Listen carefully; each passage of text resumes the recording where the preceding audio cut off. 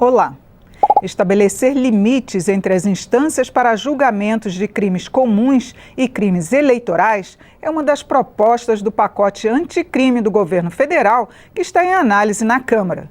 Alguns líderes partidários defendem um regime de urgência para o projeto que foi enviado pelo ministro da Justiça, Sérgio Moro, a fim de resguardar a competência da Justiça Comum sobre os crimes conexos.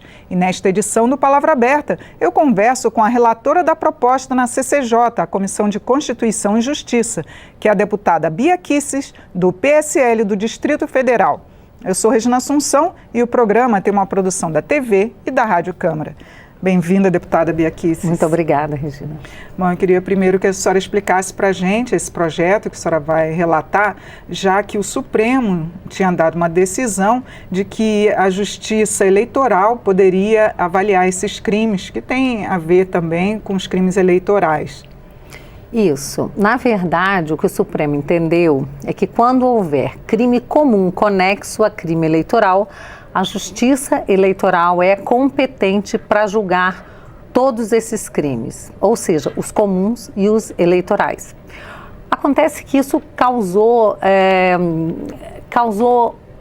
assim, indignação por parte até tanto da população quanto dos operadores do direito, Regina, porque os próprios magistrados têm comentado que a Justiça Eleitoral ela é uma justiça que ela foi montada para trabalhar crimes eleitorais. É uma justiça bastante célere, tanto que os prazos são contados em horas. E para isso ela funciona bem, para julgar as questões eleitorais. Mas é uma justiça que não tem estrutura para julgar crimes comuns, como, por exemplo, esses crimes da Lava Jato. A população ficou assombrada, porque falou, mas espera aí, agora os crimes da Lava Jato vão passar para a Justiça Comum, isso não seria um ataque à Lava Jato?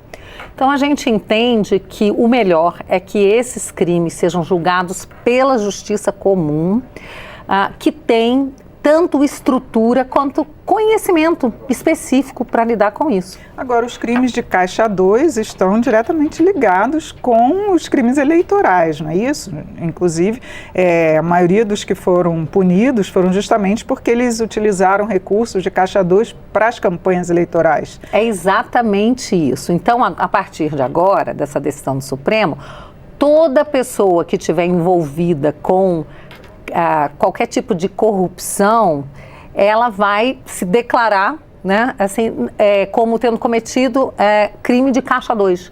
Ela vai dizer, não, foi Caixa 2, porque aí com isso ela transfere tudo para a Justiça Eleitoral. Isso é o que a gente não quer que aconteça.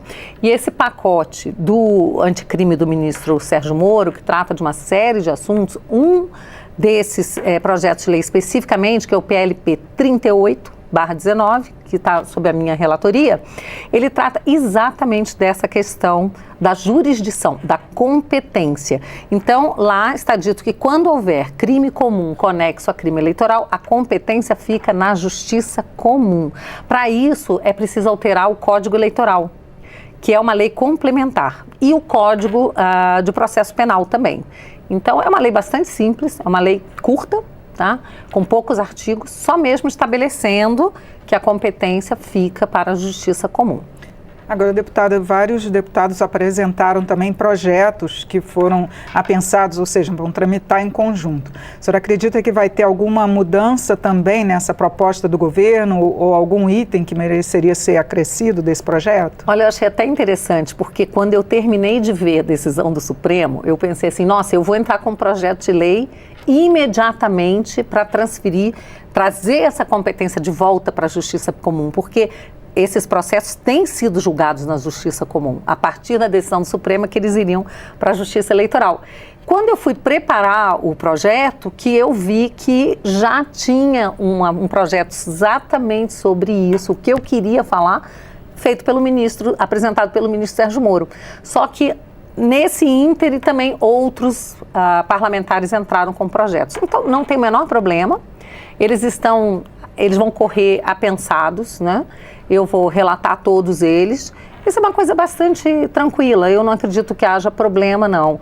É uma questão mais agora da gente observar a conveniência, né, do processamento disso dentro da CCJ e trazer isso para os parlamentares votarem, porque aqui na Câmara a gente está se debruçando muito sobre a questão da Previdência. Pois era, até isso que eu queria perguntar para a senhora. Qual a chance dele ser aprovado antes que realmente os casos comecem a ir para a Justiça Eleitoral? Pois é, então assim, eu conversei com o ministro Moro, estive com ele já 2 vezes para tratar desse assunto.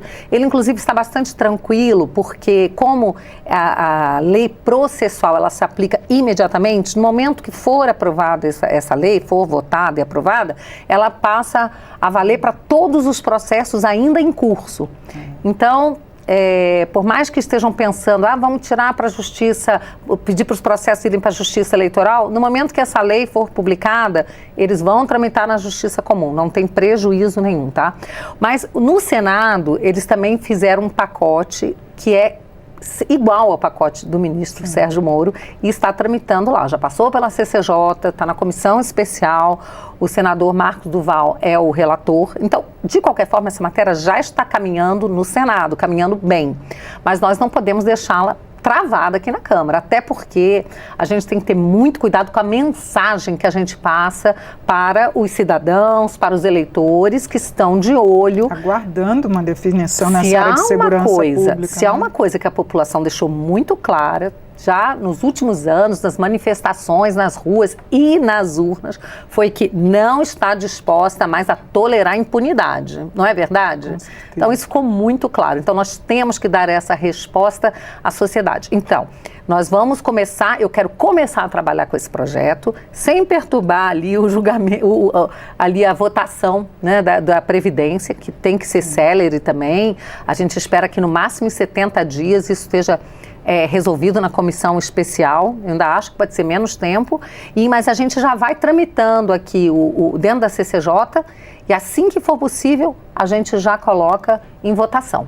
Agora, deputado, uma dúvida também, que essa proposta ela veio separada do grupo de projetos anticrime, né? Então, separaram os projetos ligados ao Caixa 2, né? No caso eleitoral. Isso daí não prejudica também a tramitação? Ou seja, as pessoas estavam acreditando que um projeto não é seria isso. Sabe votado, o que acontece? Né? É que esse projeto, ele é uma lei, é um projeto que altera uma lei complementar, que é o Código Eleitoral. Então, não poderia estar junto do outro projeto, que é a lei ordinária. Então, a gente tem que observar isso. Então, por ser uma lei complementar, tem que ser separado o projeto, tá?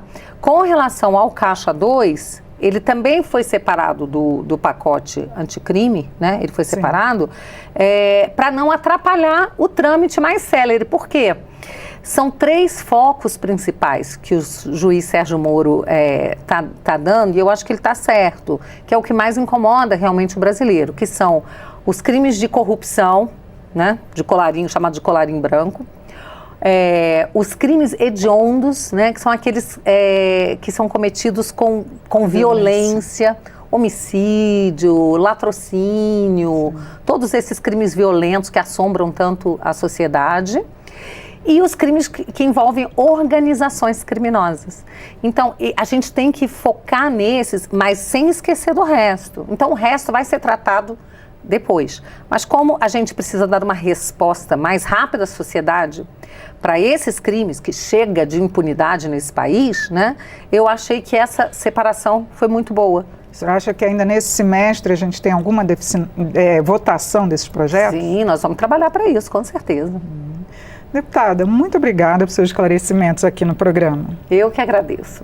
Uma mulher patriota que queira 100% brasileira, defende a Lava Jato, escola sem partido.